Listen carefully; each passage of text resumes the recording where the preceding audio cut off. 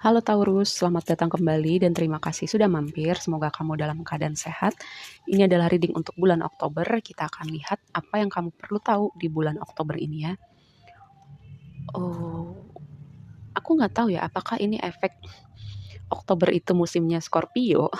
Jadi Scorpio-nya muncul berulang kali, transformasinya muncul berulang kali. Atau pada elemen bumi ya. Sejauh ini kamu sama Capricorn udah dapat kartu ini loh. Padahal ini kartunya aku shuffle. Sebelum aku mulai reading udah aku shuffle. Pas aku mulai intro juga aku udah shuffle. Tadi aku nyebut Capricorn, ini kartunya Capricorn. Oke. Ada sesuatu. Ini temanya sebagian kayak patah hati. Ada sesuatu tema patah hati dengan hubungan yang berakhir. Ada sesuatu yang besar yang mengguncang hati kamu. Atau bisa juga kayak hal-hal kecil yang mungkin muncul kamu temuin di bulan Oktober ini ya. Jadi kayak karena di dasar deck tuh ada Five of Cups. Ini Five of Cups bisa jadi sesuatu yang besar, bisa jadi nggak terlalu besar tapi itu cukup ganjel di hati. Mungkin hal-hal yang berjalan tidak sesuai dengan rencana kamu, misalnya janjian udah kamu nunggu berjam-jam terus batal, atau kamu punya jadwal interview terus dibatalin, kamu udah nyampe lokasi, hal-hal semacam itu ya. Di luar dugaan kamu, tapi itu kayak ganggu gitu loh, bikin kamu sebel. Tapi sebagian lagi memang ada guncangan besar, ada suatu momen mengecewakan hati kamu karena tema besarnya buat kamu adalah gini. Di sini ada Three of Swords ya. Three of Swords itu kamu nggak perlu belajar tarot untuk ngerti gitu bahwa ada sesuatu yang menyakitkan. Dan karena pedangnya masih nancep, lukanya masih ada ya. Mungkin baru-baru ini, mungkin udah agak lama lewatnya berapa minggu, berapa bulan, tapi rasa nancepnya tuh masih ada gitu. Walaupun ya, tapi sisi baiknya adalah walaupun lukanya masih ada, kecewa, sedihnya masih ada, tapi ini adalah suatu yang akan membawa kamu ke dalam chapter baru kehidupan kamu. Ini jadi suatu momen titik balik buat kamu untuk hidup kamu berubah ya.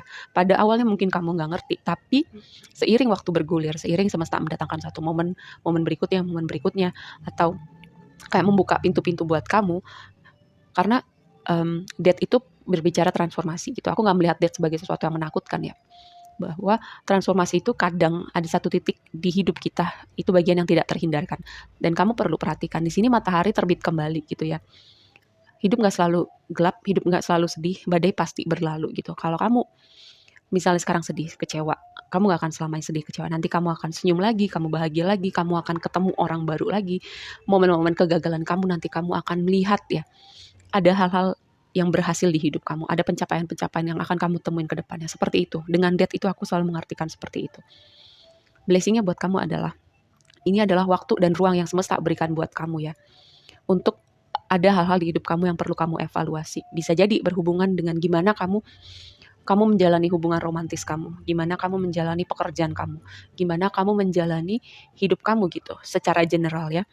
Karena dengan kamu mengevaluasi ini dengan Page of Wands, diikuti Page of Wands ya, itu kayak membawa perubahan gitu loh. Karena Page of Wands itu kan energi murid, energi orang yang berada di satu fase awal gitu. Dan ini berhubungan dengan Wands, kreativitas dan pekerjaan. Jadi ini membawa kamu ke fase yang baru dengan energi kreatif kamu atau pekerjaan kamu, bisa jadi ya.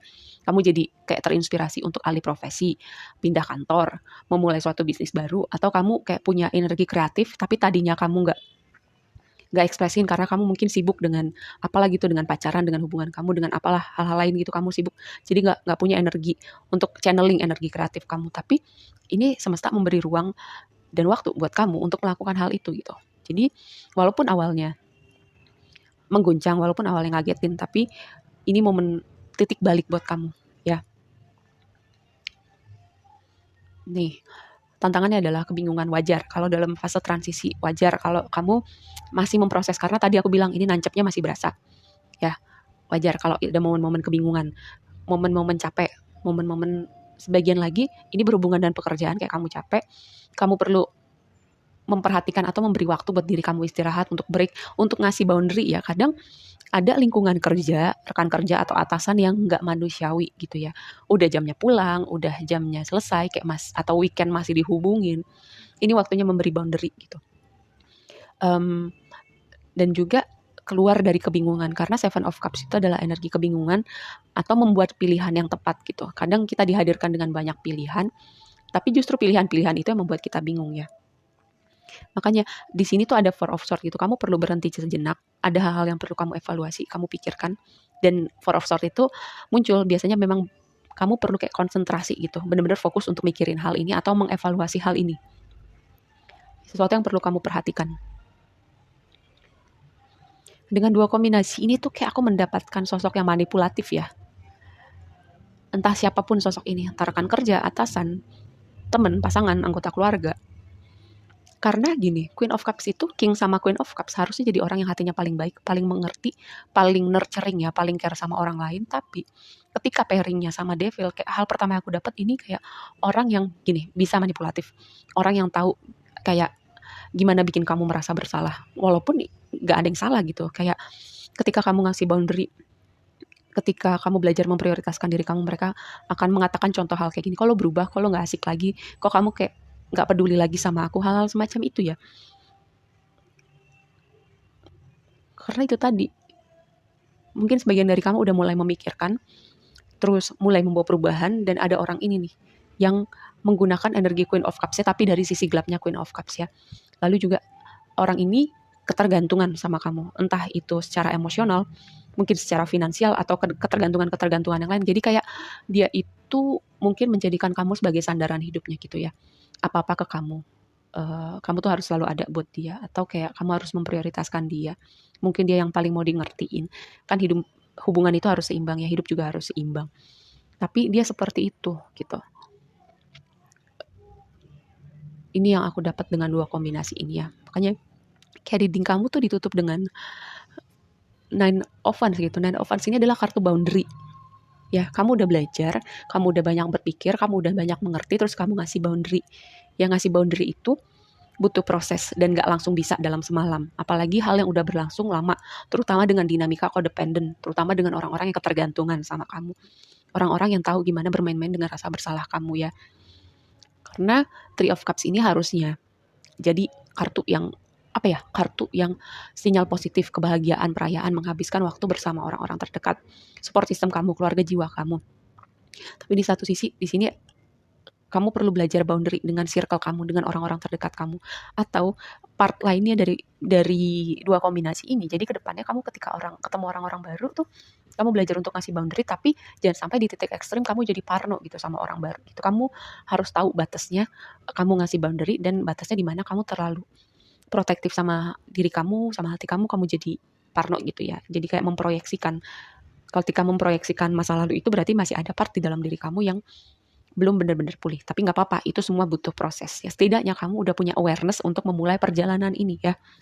Dan terlebih lagi dengan sosok orang ini nih yang mungkin ketergantungan sama kamu atau manipulatif atau tahu bermain-main dengan rasa bersalah kamu lebih aware aja gitu, dan lebih lebih ngasih boundary gitu sama siapapun sosok ini. Oke, mari kita bahas lebih lanjut.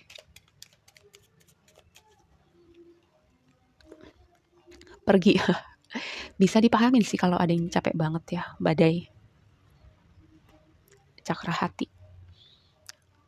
Cakra hati ini sebagai pengingat gitu. Apakah hati kamu damai? Ataukah hati kamu ringan dengan keterhubungan kamu dengan orang ini ya, atau orang-orang ini, mungkin beberapa orang.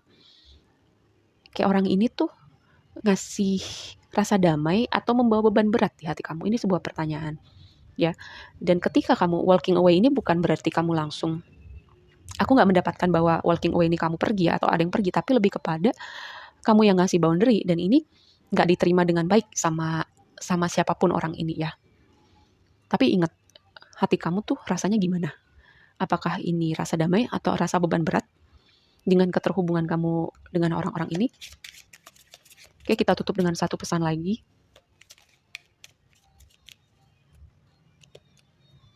Oh, bisa jadi juga Taurus sama Capricorn, Scorpio sama Capricorn itu signifikannya di hidup kamu. Komunikasi adalah kunci. Gini, kamu mungkin sudah belajar mengkomunikasikan atau menyampaikan gitu, atau belajar memberikan boundary ya. Tapi nggak selalu apa yang kamu niatkan baik itu disambut dengan baik pula gitu. Nggak apa-apa, yang penting kamu sudah melakukan bagian kamu. Selain itu, sesuatu yang di luar kendali kamu, ya udah biarkan. Ada hal-hal di luar kendali kamu, tapi yang terpenting adalah kamu belajar untuk selalu melakukan bagian kamu. Selebihnya biarkan Tuhan, biarkan semesta yang intervensi ya. Oke, segitu aja dulu readingnya kali ini buat kamu. Semoga bermanfaat dan sampai ketemu di reading berikutnya. Bye.